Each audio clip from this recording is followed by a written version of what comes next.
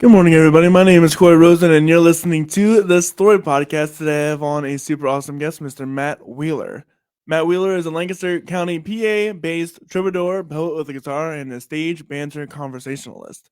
Matt's songwriting paints pictures with words, often drawing inspiration from classical works of literature or simply spinning new original stories in song. Matt, how you doing today? Doing great, Corey. Thanks so much for having me on. Of course. Yeah. So, tell me, where did the music bug bite you? At what age, and what was that like for you? Uh, I feel like I've been a late bloomer on that in lots of ways. I guess the condensed version of it would be that I first made music of any kind. I guess besides singing in church, just like as a congregation member, it would have been like playing oboe in like third until Really? seventh grade. Oboe. Yeah, my fourth grade teacher, Mrs. Mishler, said I should stick with it because there aren't that many oboe players around. I didn't. Like seventh grade me wasn't feeling that long term perspective, but I basically didn't do anything musically until like high school. Like I did chorale 1 year, senior year. Was still afraid of how my voice sounded, honestly, singing voice, and like wasn't confident in that. But then in college, a lot of my friends were musicians. So when we would hang out, we'd go downtown and we'd go to like pawn shops and music stores. They'd be looking at like Marshall half stacks and talking about the pickups or the action on guitars. And so I slowly learned what they were talking about and picked up bass. Was writing poetry in college as well, and then a couple of events basically made it to where I started playing six-string guitar. One was seeing Phil Keaggy live, which is the kind of thing they'll either make you want to do that or never try it. It was the first of those two for me. And then remember, I was a college guy at this point, but I remember seeing there were three college girls who were one was playing guitar and they're all singing like raising change for their laundry, like outside the laundromat.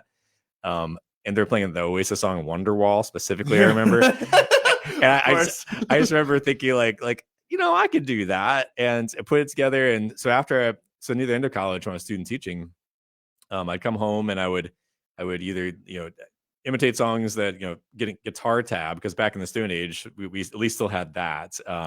You could find like the chords or whatever for the songs. So I'm self-taught as a guitarist and just sort of eventually got comfortable writing my own stuff and playing other people's stuff. And then after college, a bunch of his musical friends and I were going to be the band for my friend Dave's youth group. He had gotten a job in North Carolina. We were all going to be the band to spend the week together. It was going to be great. Well, two of the guys weren't able to make it. And Dave, who was one of these musical friends and played the bass but doesn't sing, was, it was like, all right, well, I'll play bass, but it looks like you're playing and singing. And I still was getting used to like the sound, like, when you hear your voice come back, like in a recording or through speakers, I was still getting used to that. So this is like 2003 or 4. And, but it went better than I expected. And I guess that was where the music bug bit me, so to speak, where I felt like, oh, like I could actually do this like in front of people and it'd be good for everyone involved. And, yeah, like we moved, I met my wife shortly after that through eHarmony, actually. It was successful. We haven't been on any commercials, but it brought us together 16 years now. So anyway, so we moved to Pennsylvania because her family is from this area. Was how we landed here. And then I got involved with this event called The Gathering in Marietta, where I sort of accidentally became like the de facto host and the front man for the house band. Kind of a long story how that happened, but yeah, like I got a lot of experience learning on the job, like how to interact with band members, how to confidently share original material, and basically like it sort of like took off a little bit from there. I played in coffee houses here and there. I'd lead worship music for about a decade at the church where I was at, called Veritas in Lancaster, and I would people started reaching out to me about playing after a while. And yeah, like got to the point where pre-pandemic I was playing probably like 75 to 90 bookings a year, which with a full-time job is kind of tough to do. And as a parent and a father and husband. So anyway, yeah, so it's all sort of like organically, like God just opened doors at various points. And I count the beginning of my music career, part-time music career such as it is, as this concert where I opened for Denison Whitmer, one of my favorite singer-songwriters who's from this area, back in 2012. And at that time I was 32, and it's like the age when people are like quitting their punk bands and starting families if they haven't already.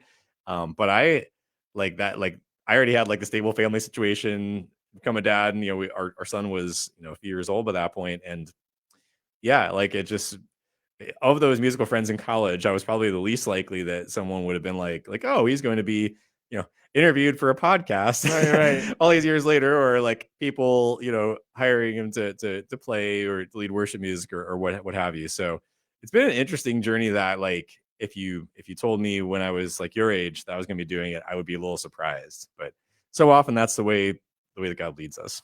Absolutely. No, if I told anybody, if anybody told me that I would be hosting a podcast by myself, like by 4 years ago when I was still in college, I Yeah. would have been like, "There's no way. I don't have that kind of confidence." Oh yeah. It's amazing how God like leads us along, and like how we can look back at things that we would have thought or said years ago, and kind of like want to go back to like our younger selves, like pat ourselves on the shoulder, and it's like it's gonna be okay, it's gonna get better.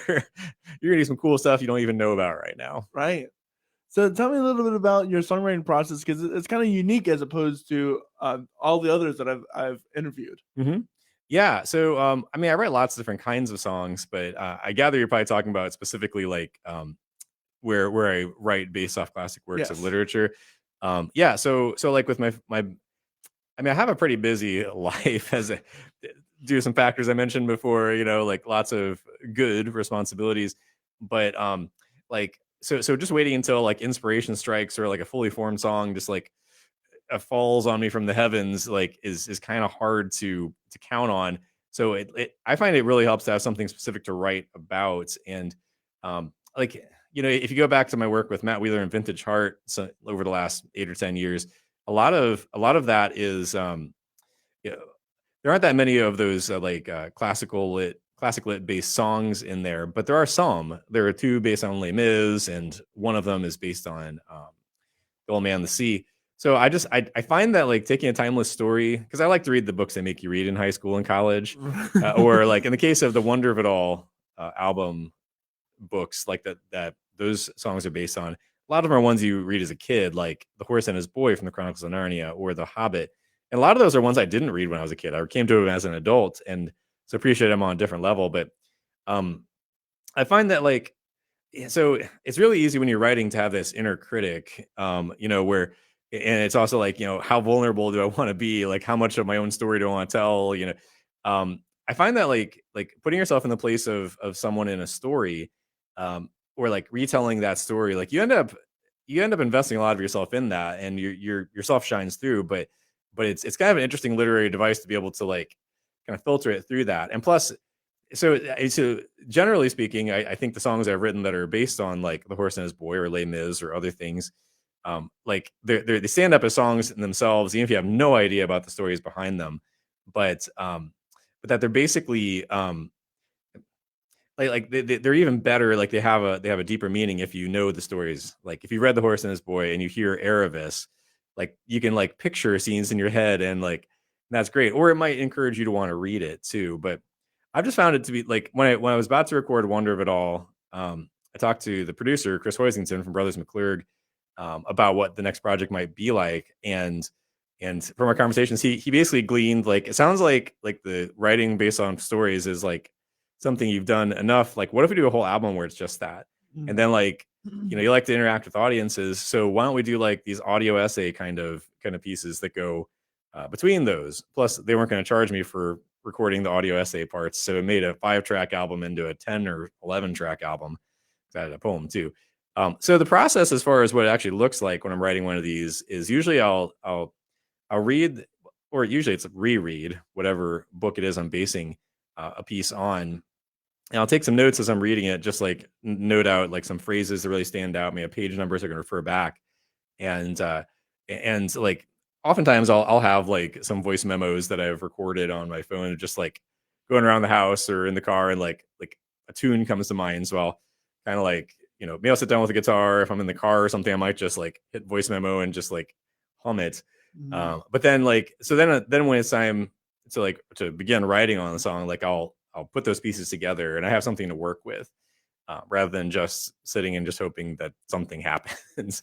It's like I've got something to begin with, and more often than not, that works really great. And so it's yeah, it's something a little different, I guess. It's a little bit niche, Yeah. but it's worked really well for me. And so my next album is similarly based on classic works of literature, even more niche because it's based on Wendell Berry short stories, which, you've probably read The Hobbit, you've probably read maybe The Little Prince and some of these other stories, but you might not have read anything by Wendell Berry. But they're so rich and good, and he's got this whole fictional universe, kind of like a Kentucky rural version of the Marvel Comics universe, if you want. Like all these different characters who are main characters, then they're side characters in someone else's story.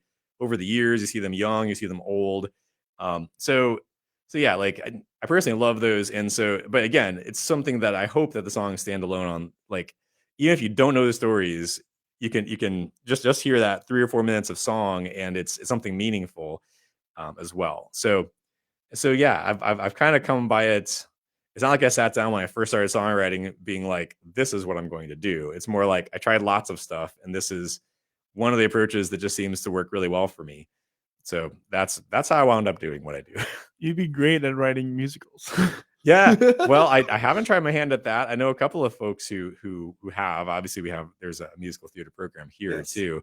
But yeah, I appreciate like like I'm not like heavily into musicals, but I do appreciate how like, I mean, there's certain things you can communicate through song that if you said the exact same thing, it It wouldn't wouldn't take. it wouldn't resonate the same way.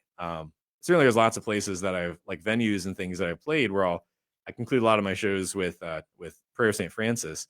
Um, but if I like got up, on a table in some of these venues, and just like said the exact same thing, it might be received very differently. Yes. But singing a song, it's just, people are like, whether they resonate with what I'm saying or not, and though many do, it's like wow, like that's really beautiful. So there's some things like music has a way of reaching us, like gets past our defenses and it reaches us in the heart, in the feels, if you will. So we have one of it all. I imagine the title track of that last album. That's correct. It is. What is this? I know you kind of dibble dabbled into it a little bit, but what is it really about? The song itself? Yeah. Yeah. So it's a title track largely because it sums up so all 5 of those story songs and the stories go with them are about the idea of recapturing wonder. Like when you're a kid, everything's wondrous. Like one of my nephews has come over to our house before to help with gardening, and he's like so excited. And like there'll be like a tomato plant and he'll check it, and like for the first time that he's checked it, like it has like a red tomato fruit on it, and he's like Aunt Charity, that's my wife's name.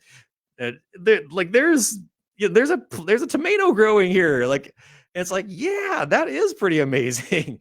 And how often do we just like, we're driving somewhere and the sun is setting and it's beautiful, we don't take the time to really consider it. So the song, it draws on the G.K. Chesterton book Orthodoxy, specifically the chapter The Ethics of Elfland, which again is getting pretty niche, but it's also based a little bit on the pretty strongly on the Andrew Peterson song Don't You Want to Thank Someone. The idea of both is like, even if you don't have a theology in place, there are certain moments when you're encountered with nature, and like in the song I talk about like being before the Pacific Ocean, like before dawn has happened. It's still dark out, can't see anything except for like the tips of the breakers and the moon and the stars, but like the you can hear all the sounds and the smells, and like it's like the majesty of creation that points to the creator. So like there are moments that we encounter something like that. Like I imagine, I haven't been to the Grand Canyon, but probably standing before the Grand Canyon or like other natural wonders, or basically like there are all these things that like you're in these moments, you feel like you want to thank someone, but you feel grateful, but you don't know to who. Maybe, of course, as Christians, we know that we have a creator that we're grateful to. But yeah, like it's basically like there's a line in the song that says, every age you've ever been, remember when you were young and you never tired of the wonder of it all.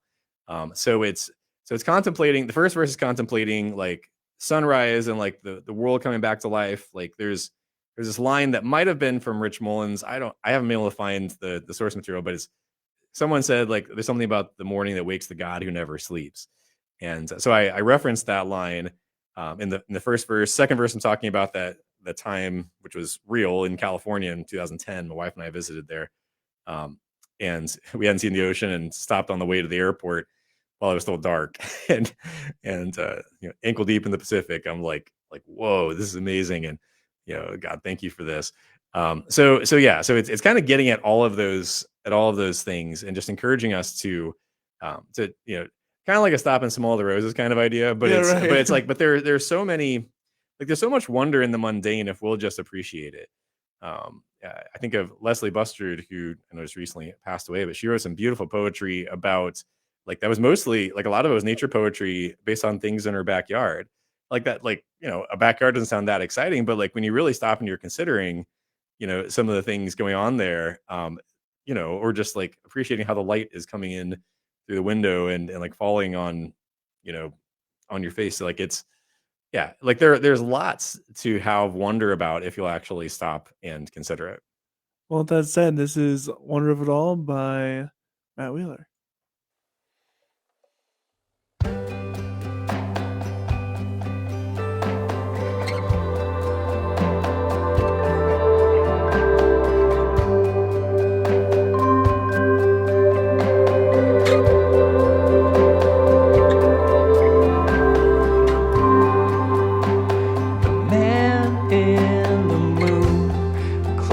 His eyes as morning leaves, breaking daybreak that wakes the God who never sleeps.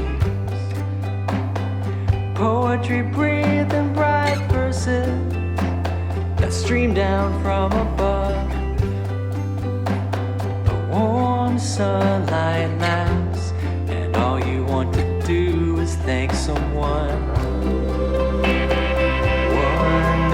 And miracles in this wild and startling place, breathless in the wonder of it all, the wonder of it all. Every age you've ever been, remember when you were small, when you never tired of the wonder of it all, the wonder of it all.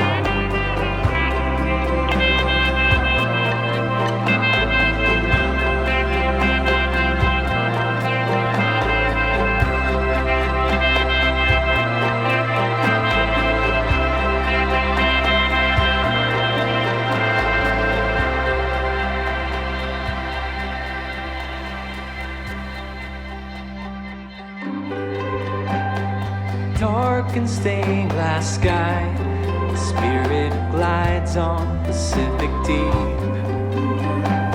A man in the moon moves the clouds along like sheep.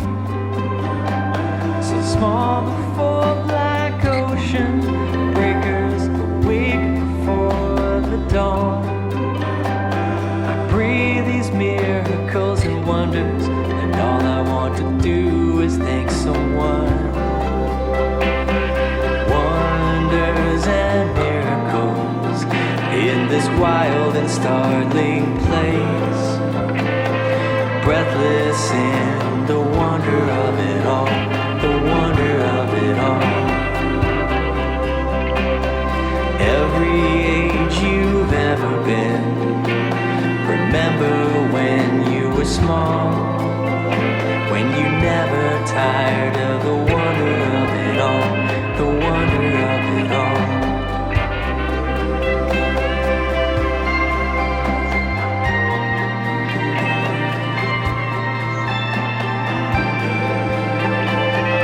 Never tired of the wonder of it all, the wonder of it all.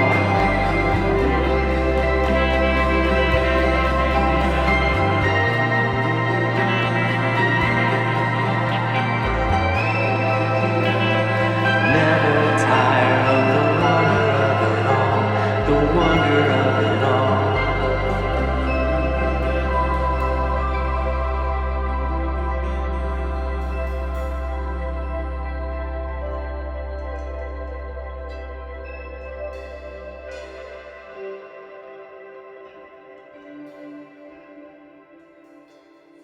And that was Wonder of It All by Matt Wheeler. So I had to ask you about the percussion because we were talking about a little bit before during the song. Yeah. It's so Chris Wesington, the producer, from Brothers McClurg and Old Bear Studio. He's definitely someone who loves a good concept, and so when we were talking about we were talking about making the album and preparing. He was like, you know what, we ought to do, like, these songs are all based on specific books, stories. We ought to get copies of the books, like hardcover copies, and we ought to make sure that we ought to do the percussion on those. So Steve Padden, the drummer, did that, and I feel like that was maybe my favorite day in the studio in making that, because like we had the books, and we were like, okay, what can we do with these books to make percussion sounds? Like in Wonder of It All, if you listen to it carefully, there's like a drumstick on the hardcover copy of, I think it was The Little Prince, might have been Collected Chronicles of Narnia. Anyway, where it kind of like, where you hear it kind of almost like it sounds like a snare hit, but different, kind of echoing, and it's like he's like hitting it and then like letting the stick just sort of like freely move in his hand. So anyway, point is, like, so there was that, and there are other songs like The Violet Dark. There's to the core in the chorus, we've got, that was the Collected Chronicles of Narnia. I've got a video of where Steve was like flipping through the book and clapping it shut, flipping it, clapping it to the rhythm of the chorus. So we didn't use full drum kit on this particular album, though there were little other bits, like we had like a broken guitar had like a broken neck. I'm not quite sure why it was around the studio, but it was.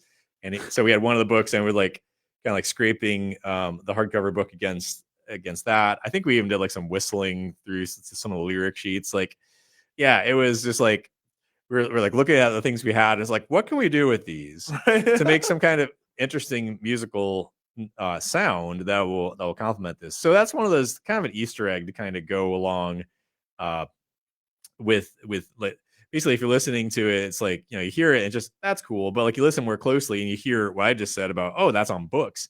And you're like, oh. So I love when artists do that kind of stuff, that, like you dig a little deeper. It's like it rewards you for like investing in it and listening, repeated times. So that was a really fun part of that. And we did that to some extent on the next album that we recorded and haven't released yet too.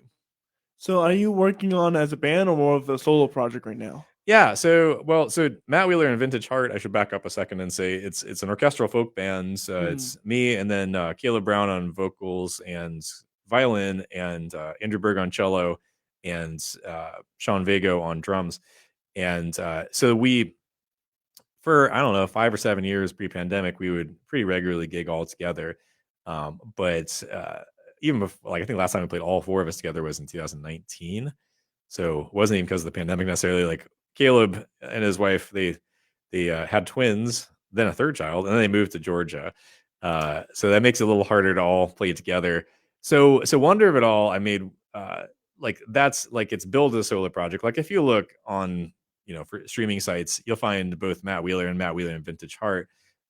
So that any of the work, the first like 3 albums, I guess, would be that I did, would be with the band. But Wonder of It All, and also the next album, which is going to be called A Hard History of Love, based on a Wendell Berry short story, a line from one that I think is especially poignant. Those are the projects with Old Bear Studio are like, they're ones that I'm doing. Like they're solo projects, so to speak. Like there's clearly you heard other things I don't play on, right, of course, on Wonder of It All, but it's the studio guys who are, creative geniuses, who are like jumping in and like, putting their stamp on these songs, but they're not ones I'm playing live with typically. Yeah. So yeah, when I play live, it's almost exclusively me solo with a guitar, usually like a house concert or a church concert setting, where it's kind of like I'm inviting the audience in to sing along, and it's like, to basically talk back and forth. So basically, like, because I'm playing solo, it's like, hey, why don't you guys join me in this? This is gonna be fun. So that's my long answer way of saying, like, Wonder of It All and the next album are solo, and the other projects before that were with Matt Wheeler and Vintage Heart. So tell me about the why orchestral folk.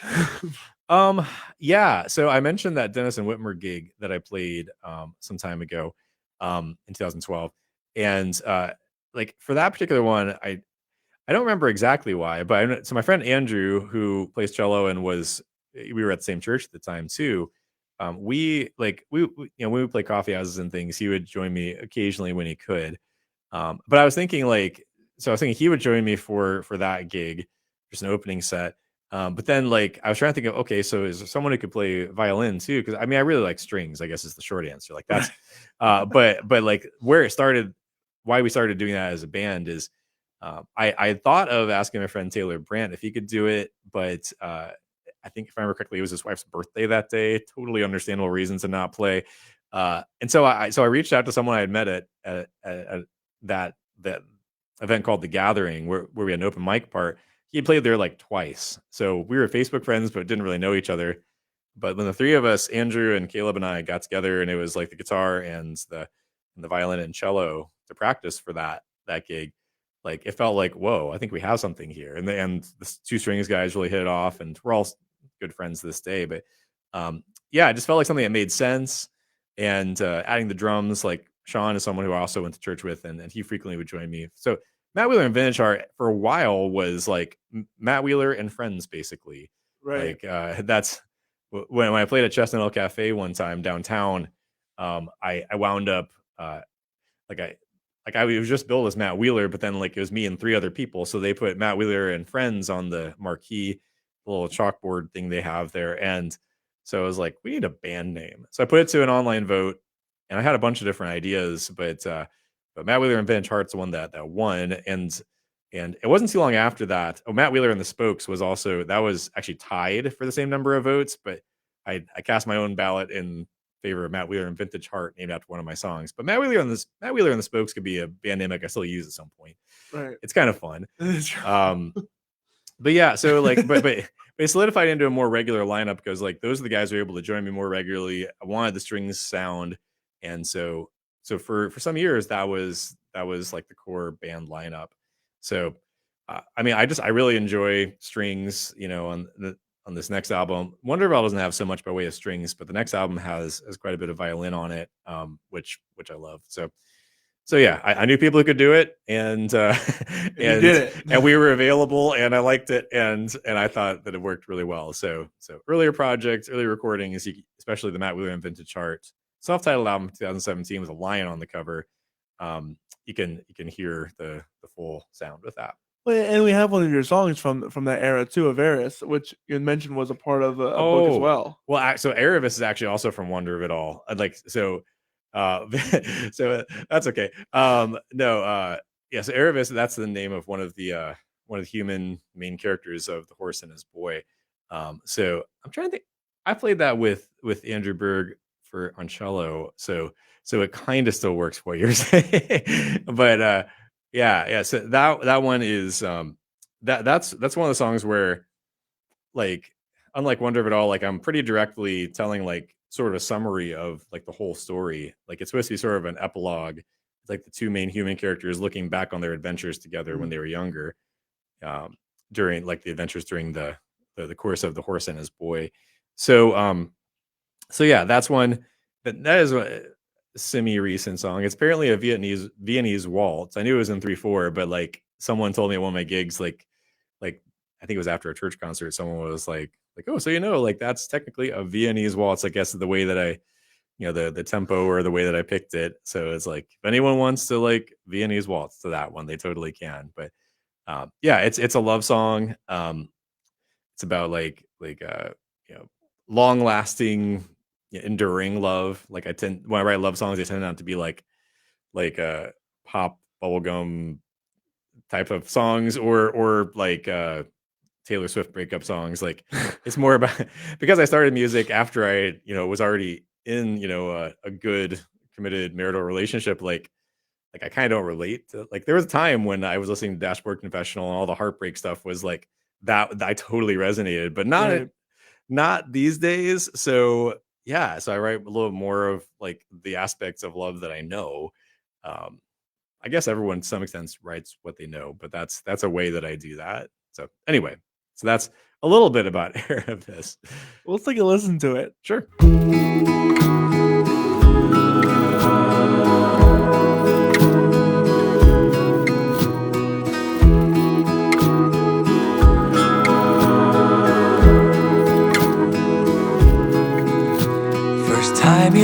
Bright eyes on her, she dawned like a dream. On a fine-blooded mare, a voice in the trees. Both they were running, he a peasant and poor. She would be a queen, he had a name and his horse. She was a lark midst the lindens and pines. She was a fire in the dead of the night.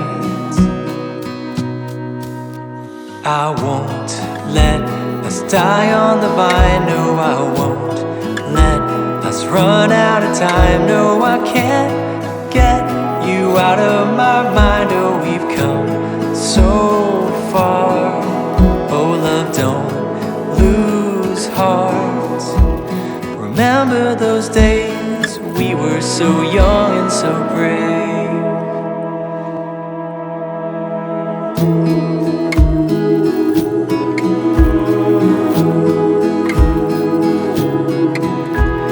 Time she remembered, her heart turned toward his. He stood between a lion and her shaking fists. Her life flashed before her and reeled in the reins. He made her a promise she made safe away. She gave him courage to learn his true name. She saw the quiet hand guiding their way. I won't let us die on the vine. No, I won't let us run out of time. No, I can't get you out of my mind. Oh, we've come so far. Oh, love, don't lose heart. Remember those days we were so young and so brave. Once and always a promise that weathers the lashing of the rain and the wind. Brave like a song, unfolding in song, unfolding in song once again. I won't let us die on the vine. No, I won't let us run out of time. No, I can't get you out of my mind. Oh, we've come so far. Oh, love, don't lose heart. Remember those days we were so young and so brave.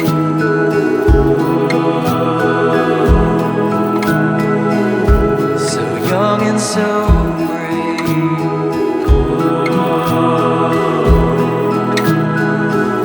So young and so brave. And that was Matt Wheeler's Erebus. Yes, So you've released a new single recently. I did. Tell me what's all that about. So, so I'm friends with Stephen Courtney, who I understand is a 2-time guest Yes. of the Story Podcast, and so he produced the Matt Wheeler and Vintage Charts self-titled album. He produced a couple of singles, Harbor, and also our cover of Fix You, Coldplay song. But yeah, the last couple Christmases, like between Christmas and New Year, Thanksgiving and New Year's, like for whatever reason, it's just worked out for us to like get together and like record something. So we decided to not last year, end of 21, I decided to record my son's favorite song, which is I Don't Want to Live on the Moon, which is it's a song that Ernie sang on Sesame Street. You might have like there have been various iterations, so I grew up with it, but there might be a version that you grew up with too. There's even like a cartoon version. Anyway, so we recorded that and released it, and so then when we came around to like the holiday season this last year, we got to about Thanksgiving. I was like, "Hey, Steven, would you have time to do some recording?" Because like there was a song like so I guess it was in November. I was on the way to Hutchmoot. It's the Rabbit Rooms annual conference. It's the first one since the pandemic that was in person. The first one I had been to, but I don't know if I was shuffling through Spotify or something, but I ended up listening to the Gonzo song "I'm Going to Go Back There Someday" from the Muppet movie, which is one of my favorite films ever. It's about the same age as me. So But there's a line in there where he says, "There's not a word yet for old friends who've just met," and so but I love that idea that like sometimes you resonate with people on this deep level. And so when I got to Hutchmoot, there were a lot of people I'd met online only, some I'd seen in person before, some that I'd never met in my life. But it seemed like to a person, like there was this resonance, and like it was like we were old buddies, even if we had never met before that. So in the month or so after that, I was like, "Hey, Steven, I was thinking of maybe recording this particular song," and it just so happened as another Muppets Jim Henson related song. But I say it just so happens, providential, probably. Anyway, so the song had been on my mind, and Steven does kids and family music in addition to the music for grown-ups. So he was about it, and he has always got great ideas. He can play all the different instruments. So on the recording, I played guitar, my classical, I believe, and then also sang. And I think that he did pretty much everything else. I might have done like a harmony vocal in there, but so yeah, like, and I love the way it came out. It's like kind of like with the story songs. It's like there's like if you know the story behind it, like there's all this additional meaning and like the feelings that those books make you feel. With this, it's based on a song from a movie, of course, but yeah, like like I've had people say like they listened to it and it was like they got all these like strange and wonderful nostalgic feelings from listening to it. But the fact is I also recognize while it could be seen as a kid's song and it works well for that, like I did an interview with Lisa Landis for Kids Cookie Break, and they played this song and it works great for that. But it's just a good song too. It fits in like a folk playlist too, and especially for people who are such an age that they would know the tune. But even if they don't, like just like with like kind of recurring theme here is yeah, like I have something specific that I'm trying to say with these songs, but it's something that I'm like drawing on. But like if people don't necessarily like know the references, hopefully they can still like listen and it still comes across as a good song that has some meaning to it. This is one that like I don't know if Paul Williams and was it Kenny Asher, I think were the ones who wrote this song. Like I don't know if they had any ideas of making it about like heaven or the new creation or anticipating any of that, but there sure are some vibes in there. I suppose that with people, every person being made in the image of God, there's always the possibility people make like interesting redemptive work, even if they have no idea that's what they're doing. Right. And maybe those guys are Christians. I don't know. But it's a delightful tune and one that I've come back to a bunch of times in the last few months. So while Gonzo's version is wonderful, I was like, I think I'd like to make my own version. It's a little different. It's slightly faster than the movie version. It's as it gets going, it actually has a little bit of swing to it. But yeah, it's just a great little tune, and I was happy to like. It's also not a tune that everyone and their brother has covered. It's definitely like if you went to Spotify, you'd find a few people who have covered it, but not that many. So it just felt like it hasn't been overdone. These are the reasons why I've really been enjoying the song, and Steven can do some really beautiful things with it. So we released it in March, and so it's the freshest release that I have at this point. So let's give it a listen.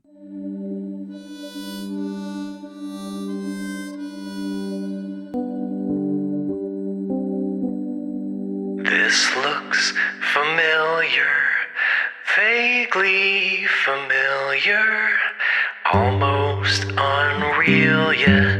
It's too soon to feel yet. Close to my soul and yet so far away. I'm going to go back there someday.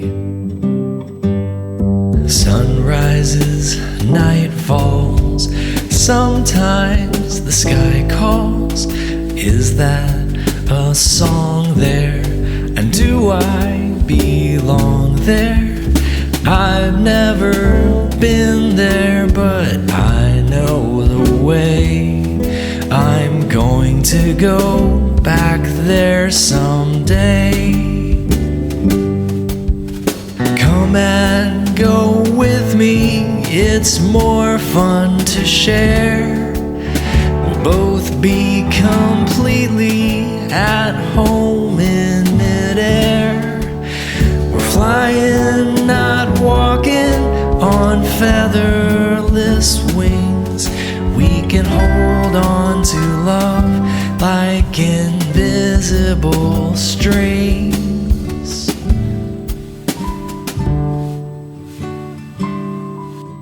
There's not a word yet for old friends who've just met. Part heaven, part space, or have I found my place? You can just visit, but I plan to stay. I'm going to go back there someday. I'm going to go back there someday.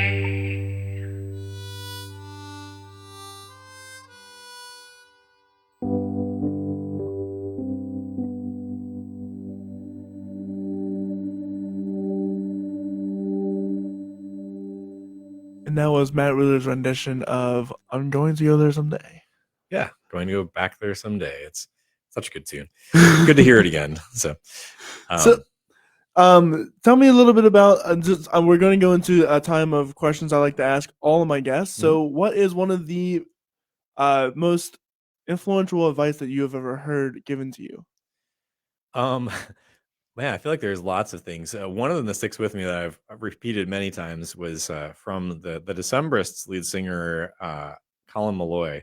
This may not be a verbatim quote, but I saw him play a solo show one time over towards Philly, and it was something like when asked what advice would he give young songwriters, he says like make forgetting the words to your songs part of your charm, and you'll go far. Like the idea like when you and then I saw this lived out one time when I was in college. I remember I saw Third Day play. One of several times I saw them play. I couldn't tell you much about the concert, except that one of the things I remember specifically is that Mac Powell couldn't remember the lyrics to the third verse of his song. And so they get to the third verse, and he just sings something like, "And I can't remember the third verse of this song," something like that. And he's smiling and laughing. His band is playing along, and the whole audience is just laughing and having a good time. And then he picks back up like the chorus or something. But it was like he handled it like a total pro. And like that was when I started playing music, so often I would be like petrified that I was going to drop a chord. I was going to get the lyrics wrong somehow. But so often those things I would beat myself up about, like I would like point them out to people who were like otherwise paying me kind words afterward.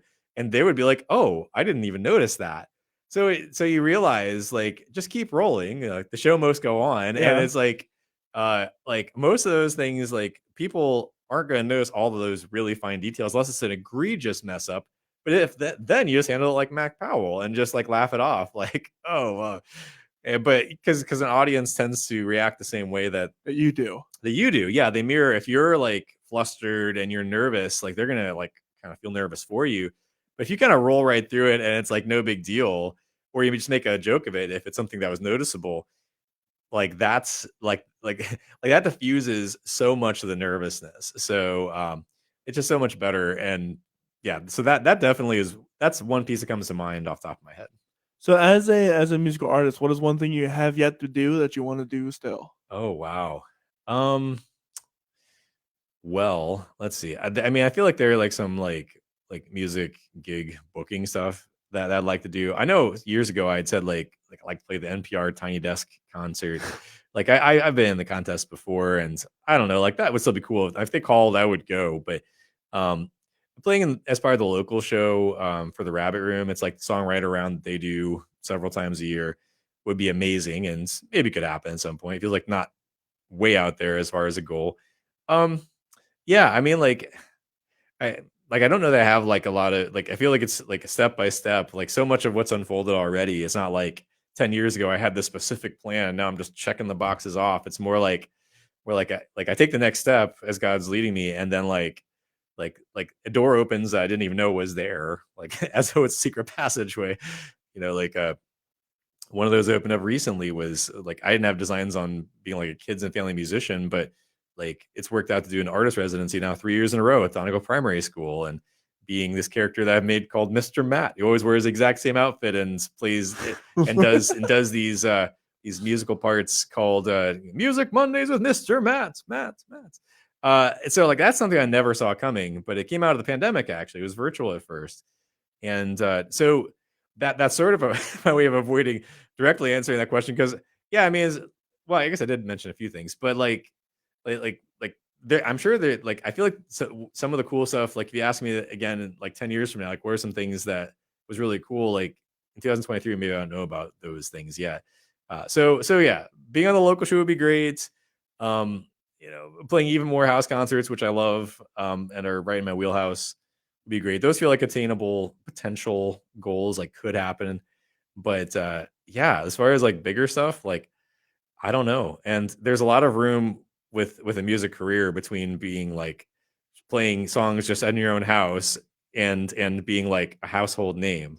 I think Right. sometimes people assume like, oh, you can sing, you should be on The Voice, you should be on American Idol, like, oh, you should be famous. It's like, well, there's a lot of working musicians, a lot of people you've interviewed who are, who are putting in the work and Or making fantastic. good art and honoring God with their giftings, and yet, like they have like as Alan Levi, who's also a singer songwriter, said, like he talks about his microscopic but avid fan base. It's like like it can be sometimes it's better just to have like They're rather than to dedicated be fans. yeah, but better to have like certain like people who get what you're doing. You just keep on doing that niche thing you're doing, as opposed to trying to be everything to everyone and try to become a household name and maybe having no success at it. It's like being content with what you're given, being faithful with what's in front of you, um, is so key. And I feel like the older I've gotten, the more I've been like willing to lean into that. So how does God play in your music creation process? Well, I mean, so pretty much any like I've numerous times like had lots of different ways, but like and throughout, I'm soaked in in God and my Christian faith. I've had times where I played sets of music where none of them were my really like. I have some songs that are much more obvious about the fact that I'm a Christian, but sometimes I'll play like not play those songs or just play others, and people ask me afterward yeah, like you a believer, like it sounds like it's like yes, and I'm glad that comes through. And of course there's sometimes where it's really obvious. I lead worship music various places, and it's kind of interesting. I don't actually lead worship music at my own church because it's LCBC Mannheim, and there's no lack of people who are doing wonderful work at that. And we kind of caught on end of 19 right before the pandemic. So even if I was going to go for that, and maybe someday I'll like play a supporting part in some of that, but we do that on Saturdays as a family, and then Sundays, I happen to have available, and I've had numerous people from different churches, much smaller churches generally, reach out about like, hey, can you take a week here or there, or we lost our worship music leader, and it's like, well, I've got these skills, and from 10 years of leading worship music, elsewhere, like I can easily come and help you all with this. And some of them have been recurring things. Some of them were like one-offs, but so the kind of itinerant pinch hitting, leading worship music, like that's a place where like God is very obvious in it. Like when the job I'm hired to come in and do is like, well, the way I see worship music leading is like, I see worship as being more than just music, which is why I keep saying worship music leading. It's kind of synonymous these days. Like if it's worship, it's music. But the point is like I see it as like I'm there to give God glory through worship Him through music, and to point other people to doing that. It's basically like, hey everyone, let's do this together, which also matches the vibe of what I do with my concerts. But it's like, hey, we're gonna do all this thing together. In this case, worship God. And it's not like hey everyone, look at me, watch me do this.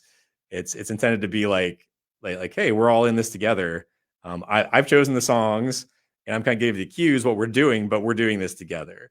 So yeah, I mean, it's God, and another way is that God keeps opening all these doors that I would never have imagined. Like the whole thing, like the fact that music and performing it regularly has become like an integral part of my life. I never would have guessed that, and God just keeps opening these doors, keep taking the next steps, and then like there's all kinds of cool surprises that have awaited.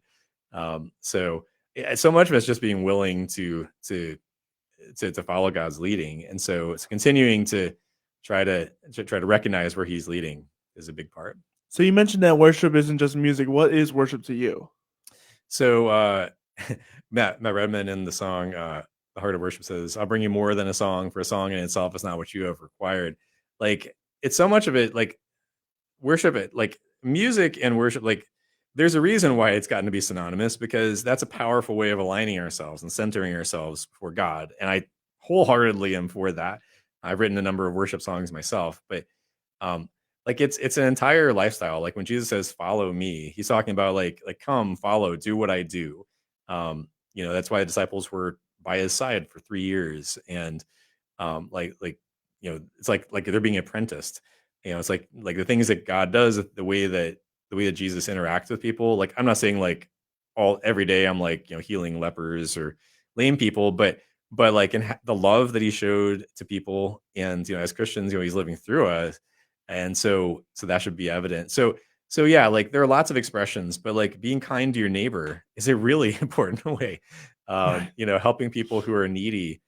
Someone has a need and you can help meet it. Like, you can do that in Jesus' name, and that is worship too.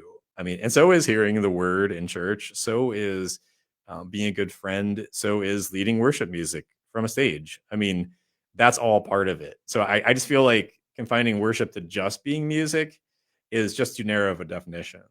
Like yes, it is that, but that's like you're excluding all kinds of other things if that is your whole definition of what it means to worship God. So where do you find yourself most in tune with God? I'd say, well, like oftentimes it is through music. All of what I just said, I mean, it is true. But I mean, like whether it's that I'm playing it or I'm in a service, like I recently attended the sing along tour that Matt Maher and Leland Mooring and Phil Wickham did, and just to be part of like a few thousand people like worshiping God through song was powerful. I find nature is off, like and like recognizing the wonder in the mundane, which again is why the Wonderville album is about that. Is a place where I encounter God through beautiful words. I love to read. I mean, at this point, if anyone's listening to this point, they recognize I enjoy reading, but part of it is because like language is beautiful, and because God's made it so. St. John, characterizes Jesus as the Word made flesh. So yeah, all of those things. And then one of the last questions I like to ask all my guests: what is one of the worst or funniest things that's ever happened to you on stage? Oh man, I feel like there have been plenty of ridiculous things, but man, let's see. I've had plenty of times where I've been background music, basically where no one's paying any attention, and those tend to not be great experiences. One comes to mind, and maybe a better one will come to mind as I'm saying this. But I just remember one time that my band and I, it was two of the guys along with me, were scrambling to get to a gig in downtown Philadelphia, and like my car overheated, and like getting off the turnpike, and we somehow limped into Philadelphia, parked in a parking garage. Like we were in an elevator where like it was the tiniest elevator I've ever seen, and we had like all of these. We had Sean had his drum kit, or the smaller version, but still. Like it was barely big enough for 2 people, and we had 3 people and all of our gear. And somehow we made it there and played. I think it was right outside. It was for Make Music Philly, and it was during the. Anyway, it was at Hard Rock Cafe in Philly, if I remember correctly. Anyway, yeah, that was. I feel like there are so many stories where it's like I don't know how that even ever came together, but somehow it ended up working up in the end. Man, as far as like strange and funny stuff, like I feel like I'm drawing a blank otherwise, but that was one like the unglamorous life of the independent musician sometimes was in full effect. So there's lots of other times where I've been like playing. Oh, I remember playing at Launch Music Conference, maybe the first year we did it, first or second, and I did think of like I remember we were supposed to be outdoors, and it was going to be beautiful, but then like there's a forecast for rain, so the promoters like they moved it indoors to what was supposed to be like an atrium, but it was like right outside. It was like a big hallway right outside of where the metal venue was. So I'm playing like this song, like a lullaby for my son, like summer came and then like it was generally fine. There was like only a dull roar from the metal venue, but someone would open the door and like all of a sudden be like, whoa! and And like I was practically like, then the door would shut and it'd be back just the dull thuds in the background. And I was kind of like, wow, this was like not our like we had some people listening and they had a sound system set up for us, but clearly the bleed over was not accounted for. And here we're like these sensitive, thoughtful songs with strings and with so you're gonna hear that, and then you're gonna hear like little splashes of metal screaming and drumming in the background. It was that was definitely one that stood out as like not one of our greatest scenarios, but like it's funny looking back at it. Yeah, so it's really funny to listen, thinking about that whole situation, just Oh, yeah. lullaby and then just Didn't quite suit, but I mean, again, the show must go on. Of course. Then we've been dealt, and we had, and I will say for launch's credit, we in future years had some really great sets, including one that someone who took a great photo of us. And it was 9 years ago. He shared it with me. Came up on memories, I guess. But so yeah, there were lots of other times where it was better. We had a better idea what we were doing, but also like we're in a better setting. So anyway, that's a little bit of the sometimes very unglamorous life of someone playing music. So where can people find you and your music at? So all the different streaming and download services, I think literally all. I think we're on Pandora now. Anyway, so but if you look up Matt Wheeler, I know in the show notes you've got some links, including for Spotify. So if you want some of the older stuff that has this, more pronounced strings, it's Matt Wheeler and Vintage Heart. But if you search it and find a bearded face in the picture along with it, it's probably me. Probably. More than likely. And So and I'm on Instagram, and on Twitter too, but I almost never use that. But more often Instagram, Matt Wheeler VH. And so any of those places, the next album, The Hard History of Love, like I'll be posting about that and the Kickstarter campaign leading up to it.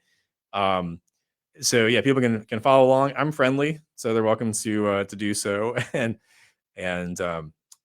So that it's not hard these days to find, but especially if you search Matt Wheeler and wonder of it all, you'll find me all different places.